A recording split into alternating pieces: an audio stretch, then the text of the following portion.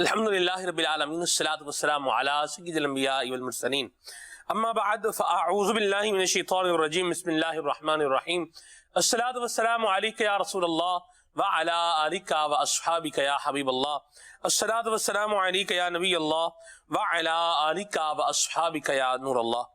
نبی پاک صلی اللہ علیہ وسلم نے ارشاد فرمایا فرض حج کرو، بے شک اس کا اجر 20 غزوات میں شرکت کرنے سے زیادہ ہے اور مجھ پر ایک مرتبہ درود پاک پڑھنا اس کے برابر ہے۔ صلو علی الحبیب صلی اللہ تعالی علی محمد صلی اللہ تعالی علیہ وسلم صلاۃ و سلام علیک یا سید یا رسول اللہ۔ ماہ رمضان مبارک کی 27ویں کے جس کے بارے میں بہت سارے اولیاء کرام اور محدثین نے بیان کیا ہے، بیان فرمایا ہے کہ یہ شب قدر ہے، اور اس میں دیکھا یہ گیا ہے کہ عاشقان رسول کا، مسلمانوں کا ایک خاص جو ہے وہ دوبارہ جسے یہ کہیں کہ عبادت کی طرف جو ہے وہ دھیان بنتا ہے۔ اگر ہم مساجد کی روٹین کی بات کریں، یعنی اس اعتبار سے اگر دیکھیں تو جس طرح ماہ رمضان میں جس طرح بندہ ایک عمل خیر کی طرف، اچھے اعمال کی طرف تیزی سے آتا ہے، تو یوں ہی جب 27ویں شب آتی ہے، بیچ میں اگر کچھ سستی بھی ہوتی ہے تو یہاں پر آ کے دوبارہ سے ایک مرتبہ بندہ پھر جو ہے وہ ایک اچھا موڑ تو لیتا ہے۔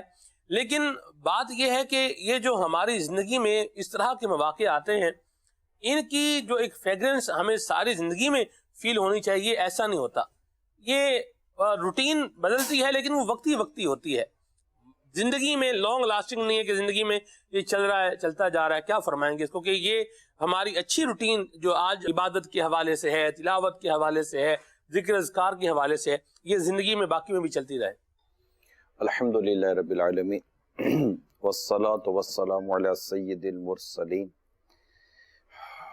یہ میرا خیال ہے اپنے بندوں کی کیفیات پر منحصر ہے، اور بندوں کی کیفیات کے ساتھ جیسے آپ نے جو بیان کیا تو مجھے مدینہ پاک کی وہ ایک علماء کی بات یاد آ گئی مدینہ پاک کے تعلق سے، کہ مدینہ پاک میں جتنا وہ مدینہ پاک میں رہتے ہیں، خواص جو ہوتے ہیں، خاص بندے، ان کا ذوق بڑھتا ہے، اور ایک عام لوگ ہوتے ہیں ان کا ذوق گھٹتا ہے کہ وہ پھر تو ان تمام تر کیفیات کو اگر آپ غور کریں تو یہ ان راتوں میں بھی اس کو دیکھا جا سکتا ہے کہ بعض ایسے لوگ ہوتے ہیں کہ جو اس کی برکتوں کو لیتے ہیں اور اس کو کنٹینیو بھی کرتے ہیں، بلکہ آگے ان کی عبادت کا سلسلہ جاری رہتا ہے۔ جی، مگر کم از کم اتنا ضرور ہے سلمان بھائی کہ آج ایک عام آدمی بھی جی عبادت کا راستہ لیتا ضرور ہے۔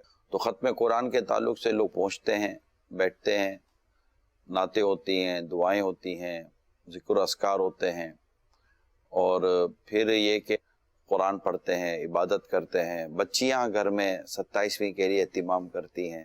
اب یہ کہ اللہ کی رحمت شامل حال رہے سلمان بھائی، اور کسی پر اللہ تعالیٰ اپنا فضل و کرم فرمائے تو ظاہر ہے کہ پھر وہ اس کا یہ ابتدا بھی اس کی زندگی کی انتہا تک جاری رہ سکتا ہے، سبحان اللہ، اور ہونا بھی یہی چاہیے۔ مگر میں یہ عرض کروں گا کہ خدا نہ خاصہ کو آگے کنٹینیو نہیں بھی کر پاتا تو آج کی رات کی برکتوں سے تو وہ محروم نہ رہے۔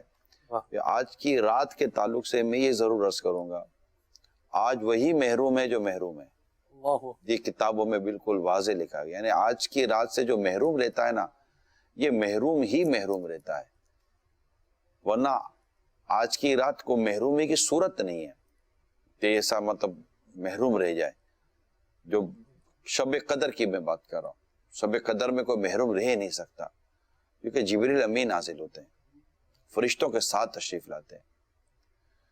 تو اپنے آپ کو عبادت میں مصروف رکھنا چاہیے، اور اس کے لیے رحمت کی دعا کرتے ہیں، اس کے لیے بڑی برکتوں کی دعائیں ہوتی ہیں جنہیں آپ اللہ کے ذکر میں مشغول پاتے ہیں۔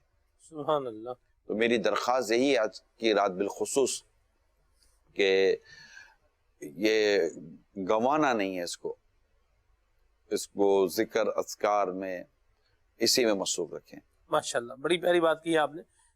ایک دوسرے اعتبار سے اگر اس کو دیکھا جائے آج کی رات کو، تو اس میں ایک طبقہ جو ہے وہ یوں بھی ہے کہ جو اس طرح سے آتا ہے کہ آپ لوگ جو ہے وہ ایک ہی موقع کے اوپر، ایک ہی لمحے کے اوپر اتنا انسسٹ کر دیتے ہیں، لوگوں کی توجہ جو ہے وہ لگا دیتے ہیں کہ لوگوں کا ذہن بن جاتا ہے چلو ابھی کچھ بھی نہیں کیا نا، چلو یہ رات آنے والی 27ویں شب آئے گی، اس میں تراویح پڑھ لیں گے، اس میں سب کچھ کر لیں گے، ذکر اذکار بھی کر لیں گے.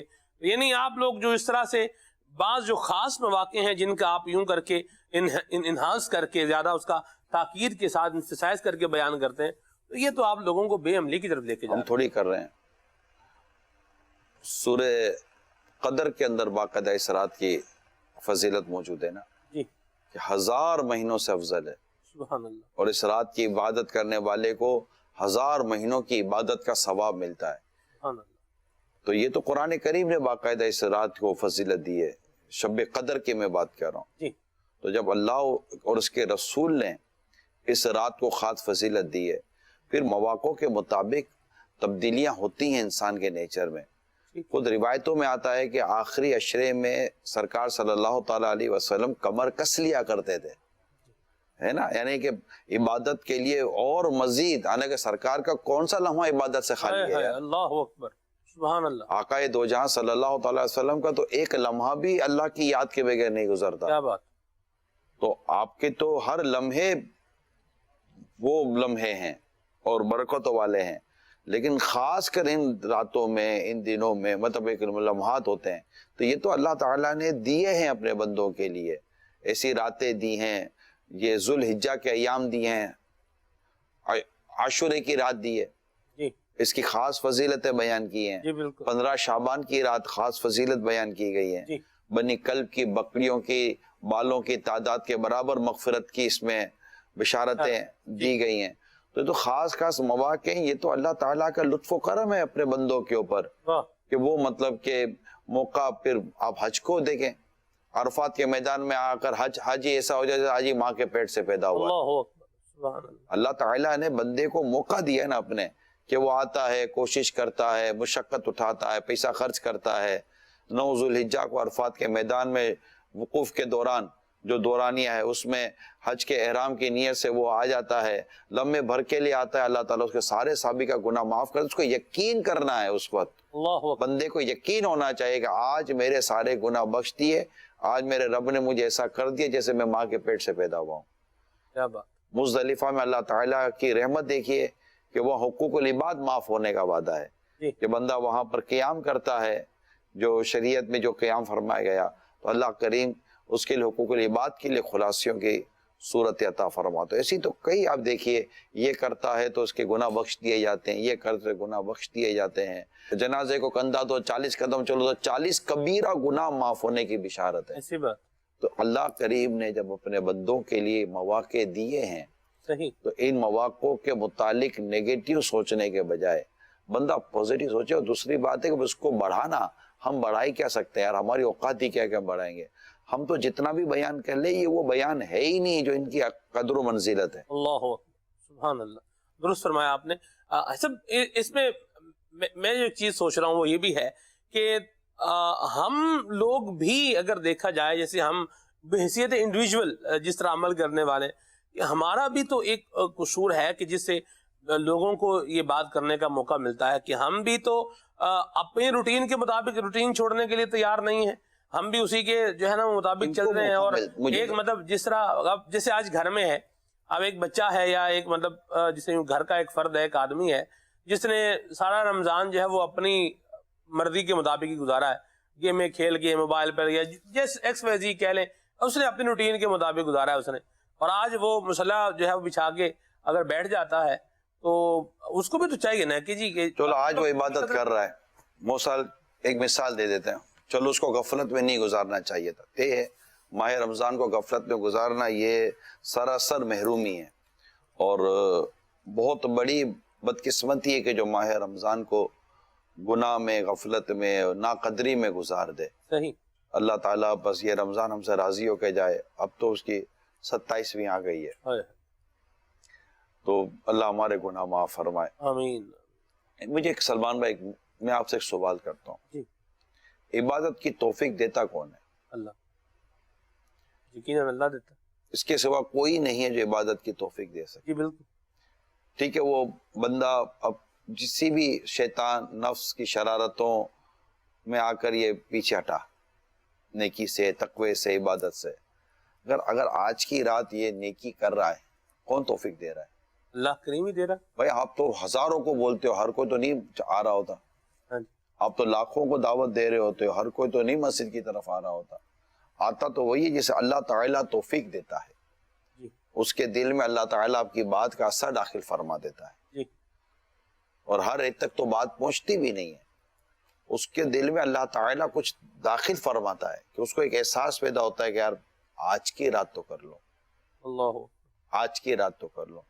کیا پتا یار اس رب کی رحمت ہے. یار بندہ اپنے رب کی رحمت میں نہ اس کے بے نیازی ہے. ٹھیک ہے نا، بندہ 70 سال گناہ کرے، اللہ تعالیٰ لمحے کی توبہ میں اس کے گناہ بخشتے. وہ کریم ہے. اپنے رب کے حضور معافی مانگے، سجدے کرے، تلاوت کرے، عبادت کرے، اپنے رب کو راضی کرے، صلاۃ و تسبیح پڑھے، ذکر و اذکار کرے، سبحان اللہ و بحمدی، سبحان اللہ العظیم کی عظیم تسبیح کرے، سبحان اللہ و بحمدی کی تسبیح جاری رکھے، سورہ یاسین پڑھے، آیت الکرسی پڑھے، آیت کریمہ پڑھے، لا الہ الا انت سبحانک انی کنت من الظالمین. اپنے گناہگار ہونے کا اعتراف کرے، اپنے رب کے حضور سجدہ کرے، عبادت کرے، ریاضت کرے، اپنی پچھلی غفلتوں کی معافی مانگے، آگے کی توفیق مانگے.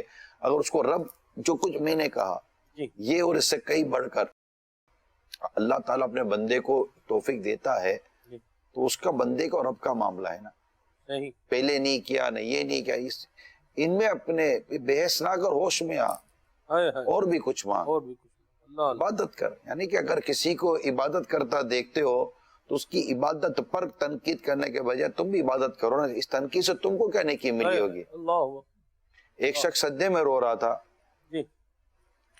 تو کسی نے ان کو دیکھ کر کہا کہ مطلب ان کو یہ ہوا کہ یہ ریاکاری کر رہا ہے. تو خود فرماتے ہیں کہ صرف اس کے بارے میں بدگمانی کرنے کی وجہ سے اللہ نے مجھے 40 دن تک تہجد سے محروم فرما دیا. یہ وہ لمحے نہیں ہے سلمان بھائی، بلکہ ایسے لمحے تو ہوتے ہی نہیں ہیں. یہ وہ چیزیں ہی نہیں ہے جو بندہ غور کرے، یار یہ کیوں اتنا روتا ہے، یار یہ کیوں اتنا پڑھتا ہے، یہ کوئی بات ہوئی زندگی بھر یوں کرتا رہا بھی یوں آ گیا، یہ کرتا رہی ہوں. تو آدمی 40 50 سال تک گناہ کرتے ہیں، داڑھی رکھتے ہیں، نمازیں پڑھنا شروع کر دیں تو کوئی ان کو کہتا ہے کہ یار اب تک تو یہ کرتا رہا، اب یہ چلا. میں کہتا ہوں کہ 70 سال 80 سال تک کا ہو گیا یار، اور ساری زندگی اللہ تعالیٰ کی نافرمانی کرتا رہا. اگر اللہ تعالیٰ اسے بستر مرگ پر بھی توبہ کی توفیق دے دے تو اس کی رحمت ہے نا. وہ جس کو چاہے معاف کرے، وہ جس کو چاہے بخش دے، جس کو چاہے جنت دے دے، وہ اس کی مرضی ہے، وہ مالک ہے. ایسا اللہ تعالیٰ معاف فرما دیتا ہے، لیکن لوگ کہتے ہیں کہ بندے معاف نہیں کرتے. وہ کہتے ہیں نا 900 چوہے کھا کے بلی حج کو چلی، اس طرح کی باتیں بھی کرتے ہیں. تو بندہ ہی ہے نا. ہم تو رب کی بات کر رہے ہیں نا، اپنے بندے کی بات کی کب ہے؟ ہم تو رب کی بات کر رہے ہیں، رب کی رحمت کی بات کر رہے ہیں. اللہ تعالیٰ نے اگر اس امت کو عذاب دینا ہونا، روایت میں آتا ہے تو اسے رمضان و سورہ اخلاص نہ عطا فرماتا. اللہ اکبر، سبحان اللہ، کیا بات ہے جی. شب قدر کی کچھ علامات بھی بیان فرمائیں. اور کچھ لوگوں کا یہ ہوتا ہے کہ وہ آسمان دیکھیں گے، موسم باہر نکل کے دیکھیں گے کیسا ہے. اس رویے پر جو ہے وہ آپ کیا کہیں گے؟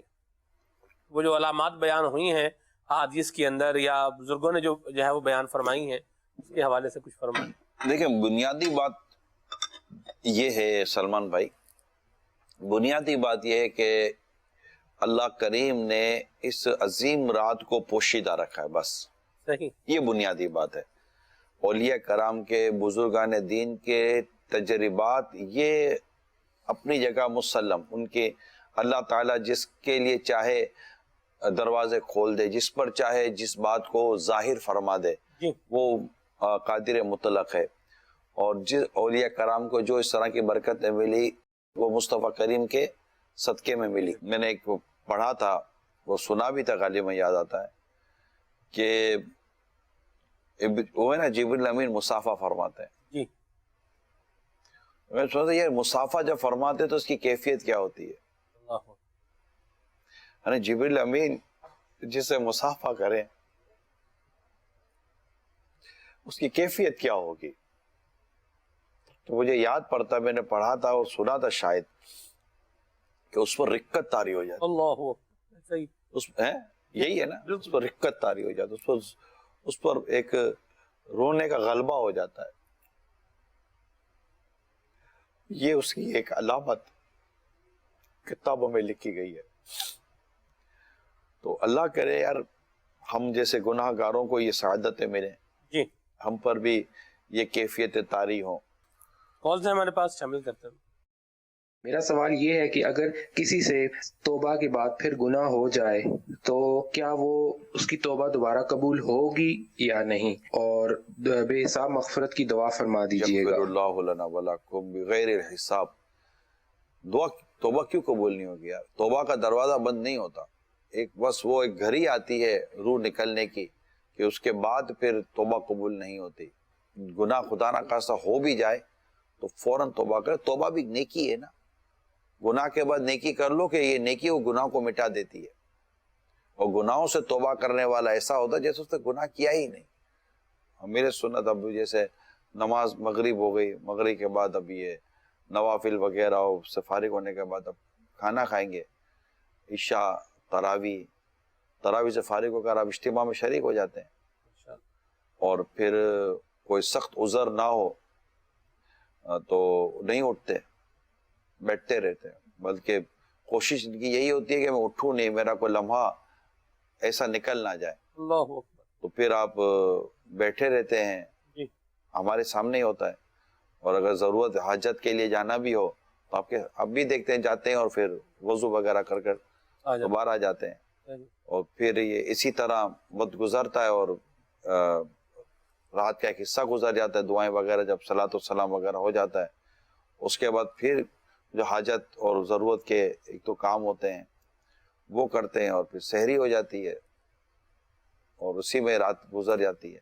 ماشاءاللہ. فجر سحری کے بعد دیکھتے ہیں دعائیں ہوتی ہیں میرے سنت. ماشاءاللہ. تسبیح آپ نے ہاتھ میں پکڑی ہوئی ہے, آج یہ خلاف معمول مطلب زیادہ شروع سے آپ نے پکڑی ہوئی ہے اور ابھی تک یہ چل رہی ہے؟ پچھلے سلسلوں میں پڑھا تو ہاتھ میں رہ جاتا, آخر تک رکھتے ہیں آپ؟ کبھی ہوتی ہے, کبھی کاؤنٹر ہوتا ہے, کبھی تسبیح ہوتی ہے. ابھی یہ بیٹھا رہتا جب پروگرام وہ ابھی لائن اپ ہو رہا ہوتا, ابھی ٹائٹل چلے گا تو میں پھر یہ اپنے وظیفہ پورا کر لیتا ہوں جو پڑھنا ہوتا ہے, پھر ہاتھ میں رہ جاتی ہے, جیب میں ڈال دیتا ہوں اگر آپ کو پرابلم. نہیں مجھے کوئی پرابلم نہیں ہے, اللہ نہ کرے مجھے تصویر سے پرابلم ہو. کیوں پرابلم ہونی؟ کیا پڑھتے ہیں آپ تصویر میں؟ کوئی تسخیر القلوب یا کوئی مطلب اس طرح کے اوراد بھی پڑھتے ہیں لوگوں کے دل مسخر کرنے کے لیے؟ کیا کر رہے ہیں لوگوں کے دل مسخر کر کے؟ اللہ میرے دل کو اسلام و دین پر ثابت رکھے, یہ دعا کرو. مجھے لوگوں کے دلوں کی پرواہ اس حد تک تو کرنی چاہیے کہ کسی کا دل میری وجہ سے ٹوٹ نہ جائے, وہ رنجیدہ نہ ہو جائے, اس کی دل آزاری نہ ہو جائے, جس کو شریعت اور اسلام و دین پسند کرتا ہے.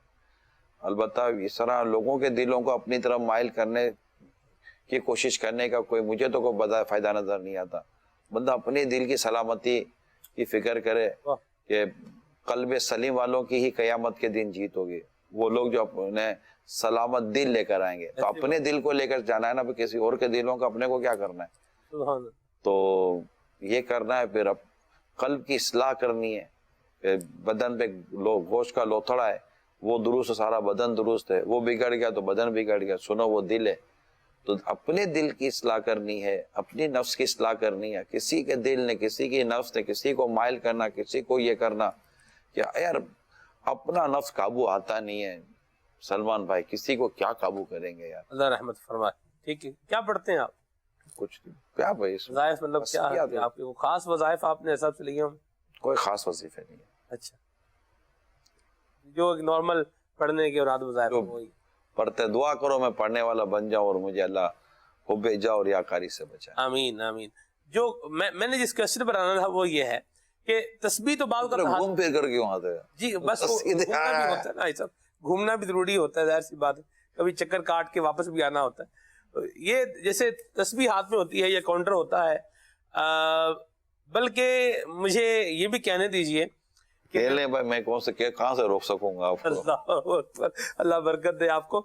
اب جیسے نماز بھی پڑھ رہے ہیں, اب کو بچہ شور کر رہا ہے تو گھر کے دیگر افراد بھی ہیں, لیکن بعض کا وہ جو نماز پڑھ رہا ہوتا ہے وہ بھی اشارہ کر رہا ہوتا ہے کہ بھئی کوئی نہ کوئی اس طرح کا کرتا ہے، کبھی بچے کو پکڑ لیں یا یہ کر دیں یا وہ کر دیں، نل کھلا ہوا ہے تو وہ اشارہ کرے گا بھی نل بند کر دیں، تو یا قرآن کریم پڑھ رہا ہے اور ساتھ میں وہ ہاں یہ بھی کر لینا، یہ بھی دیکھ لینا، وہ بھی ساتھ میں پھر تلاوت بھی کر رہا ہے. تو اس انداز میں کیا کہیں گے، تسبیح ہاتھ میں ہے لیکن بس تسبیح ہاتھ میں ہی ہے، باقی جو ہے نا وہ باتیں کر رہا ہے. اچھا ایک تو جو تسبیح نا یہ کلائی پر لپیٹنے کی بھی یہ اس طرح کی دیکھی ہیں میں نے، کیا کہیں گے اس پر آپ؟ مختلف عادتیں عموماً جو علماء، مشائخ اور جو اس طرح کے جو مذہبی طبقہ ہوتا ہے، جی جو شرفا میں علماء مشتہ ہیں ہی ہمارے سروں کے تاج، تو کبھی ان کو آپ نے یہ ہاتھوں میں تسبیح کلائیوں میں لپیٹے ہوئے آپ نے شاید نہیں دیکھا ہوگا. جی بالکل نہیں دیکھا. تو یہ ان کا تو انداز ہوتا ہی نہیں ہے. رہی بات اس طرح کے معمولات کی، تو اب دیکھیں بات جیسے حالات، بندہ پڑھ رہا ہے، اوراد و وظائف پڑھ رہا ہے، تلاوت کر رہا ہے، خدا نہ خاصہ کو پانی ضائع ہو رہا ہے، کوئی اور ایسی چیز ہو رہی ہے، تو اس کی توجہ تو دلائے گا، کیا حرج ہے توجہ دلانے میں. اب کوئی گرے پڑے مرے جو کرے، اپنے کو اسی کو پرواہ ہی نہیں ہو، تو ایسا تو نہیں ہے نا. اگر کوئی ایسی صورتحال میں، تو بعض صورتحال تو ایسے جس میں بندہ نماز توڑنا واجب ہو جاتا ہے اس کے اوپر، تو یہ نہیں ہوتا. پھر کوئی تسبیح لے کر کیا کر رہا ہے اس میں پڑھنے کے بجائے اپنی کرے تو زیادہ بہتر نہیں ہے. نہیں ہے تسبیح تو اس پہ پڑھ لے، کسی کی تسبیح پہ نظر نہیں رکھنی. ٹھیک ہے جی. چلے وہ اچھا جو تسبیح ہاتھ میں رکھتے ہیں لیکن باتیں کرتے رہتے ہیں، اس کو پڑھتے نہیں. ہاں تو ٹھیک ہے، کیا وہ آپ کی جیب میں ڈال رہے ہیں، میں نے تسبیح جیب میں ڈال نہیں، تو میں آپ کو کچھ اور طرف تسبیح ہی خالی کیوں پرابلم ہے. وہ کاؤنٹر ہے، یہ ہم کاؤنٹر ہاتھ میں رکھتے ہیں، ٹھیک ہے، تو کاؤنٹر ہاتھ میں کیوں رکھتے ہیں؟ تو باتیں بھی ہو رہی ہوتی ہیں، کاؤنٹر بھی ہاتھ میں ہوتا ہے. تو یہ تو ایک تو اس کی وجہ یہی ہے کہ اگر یہ کاؤنٹر ہاتھ میں ہو اور ہم بات کر رہے ہیں تو کاؤنٹر یاد دلاتا رہے گا بھائی کچھ پڑھ لے، کچھ پڑھ لے. تو یہ تو مطلب یہ تو ایسی چیزیں ہیں کہ جو آپ کو یاد دلاتی ہیں کہ آپ کے ہاتھ میں اگر تسبیح اور کاؤنٹر ہو اور نیت میں ریاکاری نہیں ہے، بے جا نیت میں کوئی فساد نہیں ہے، اور جس کی نیت ہے یا نہیں ہے وہ اس کا اور اس کا رب کا معاملہ، ہمیں کیا ضرورت ہے پنچات کرنے کی. تو یہ چیزیں اگر ہاتھ میں ہوتی ہے نا تو آپ کو یہ ریکال کرتی رہتی ہیں. آپ نے دیکھا ہوگا بعضوں کے ہاتھوں میں پین ہو نا تو یہ کچھ نہ کچھ لکھتے ہی رہتے ہیں، نہ ہو تو کچھ بھی نہیں لکھیں گے. تو یہ چیزیں بعض ایسی ہوتی ہیں، دریوں پہ بیٹھے تو کچھ نہ کچھ کرتے رہیں گے. تو ہاتھ میں تسبیح ہو نا تو کچھ نہ کچھ پڑھتا ہی رہتا ہے، پڑھتا رہتا ہے، پڑھتا، یعنی وہی 1-1.5 گھنٹہ وہ اٹھ جاتا تو شاید ایک بھی درود شریف اس کے نامہ عمل میں نہ ہوتا. لیکن اگر ہاتھ میں کاؤنٹر ہو تو وہ 1-1.5 گھنٹے میں اٹھے تو کوئی 12, 15, 25, 50, 100, 200 درود پاک ہو سکتا ہے کہ اس کے نامہ عمل میں آ گئے ہوں. تو یہ چیزیں تو آپ کو عبادت کی طرف لاتی ہیں. اخلاص ضروری ہے، ریاکاری کی نیت نہ ہو. جی میرا نام شوکت ہے، میں کراچی سے بات کر رہا ہوں. بہت اچھا پروگرام جا رہا ہے ماشاءاللہ، حاجی حضرت عمران اتاری صاحب کی سربراہی میں، اور عمران بھائی ساتھ بیٹھ کر جو سوالات کر رہے ہیں. عمران بھائی آپ سے میری گزارش ہے، کیا ان بچوں کو معاف کر دینا چاہیے جو اپنے والدین کو گالیاں دیتے ہوں؟ کیا ان بچوں کو معاف کر دینا چاہیے جو اپنے والدین کو تنہا کر دینا چاہتے ہوں؟ کیا ان بچوں کو معاف کر دینا چاہیے جو اپنے والدین کی مدد نہ کرتے ہوں، پیسے سے، کام سے، حوصلہ افزائی سے مدد نہ کرتے ہوں، اور سارا بوجھ اپنے بوڑھے باپ پر ڈال دیتے ہوں جو ہارٹ کا مریض بھی ہو؟ تو آپ مہربانی فرما کر اس سلسلے میں ہماری رہنمائی فرمائیے. جو ایسی اولاد ہے اس اولاد کو کے لیے ہم یہ دعا کریں اللہ انہیں ہدایت دے، آمین. یہ اپنے والدین کے ساتھ حسن سلوک کریں، ہمدردی کریں، ان کی مدد کریں، ان کے کام آئیں، ان کے دکھ بانٹیں، ان کے دکھوں کو سکھوں میں بدل دیں. ان کے لیے ہم دعا کرتے ہیں کہ اللہ ان کو ہدایت دے. اللہ دلوں کو پھیر دیتا، دیر نہیں لگتی. رہی بات معافی کی تو میں تو یہی درخواست کروں گا کہ معاف کر دیں، معاف کر دیں، اور معاف کر دیں. ان کا بھی بھلا ہو جائے گا، آپ کا بھی بھلا ہو جائے گا.